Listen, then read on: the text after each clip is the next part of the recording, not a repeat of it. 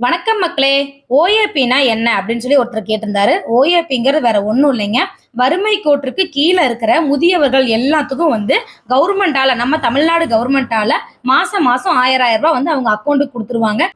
இந்த அமௌண்ட்ட அவங்க எடுத்து செலவு பண்ணிக்கலாம்.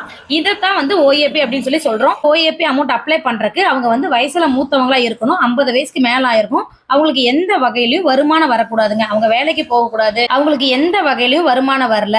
இவங்க ஆதரவற்றோர் அப்படிங்கிறத கன்ஃபார்ம் பண்ணிட்டு தான் கவர்மெண்டால இந்த அமௌண்ட் குடுப்பாங்க. இதுக்கு எங்க போய் அப்ளை பண்றது? என்னென்ன டாக்குமெண்ட்ஸ் வேணும் அப்படின்னீங்கன்னா, இதுக்கு கவர்மெண்ட் நீங்க இ சேவை மையத்திலேயே அப்ளை பண்ணிக்க முடியும். இதுக்கு என்னென்ன டாக்குமெண்ட்ஸ்?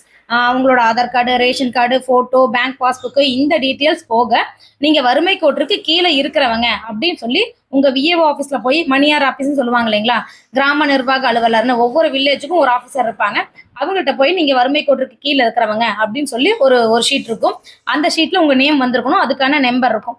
அந்த காப்பி கண்டிப்பா அட்டாச் பண்ணணும். அதை அட்டாச் பண்ணி நீங்க ஆன்லைன்ல இ சேவையில் அப்ளை பண்ணி விட்டீங்கன்னா, உங்களுக்கு விஏஓ வெரிஃபை பண்ணிட்டு, ஆர்ஐ வெரிஃபை பண்ணிட்டு, தாசில்தார் ஆஃபீஸ் போகுங்க. அவங்க செக் பண்ணுவாங்க. மினிமம் இந்த ப்ராசஸ் முடியறதுக்கு உங்களுக்கு 3 மாசம் 4 மாசம் ஆயிடும்.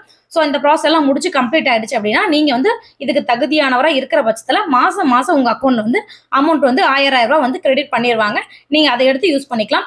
இதுக்கு 50 வயசுக்கு மேல இருக்கிறவங்க யாரு வேணாலும் அப்ளை பண்ணலாங்க. தமிழ்நாட்டுல வசிக்கணும். அவ்வளவு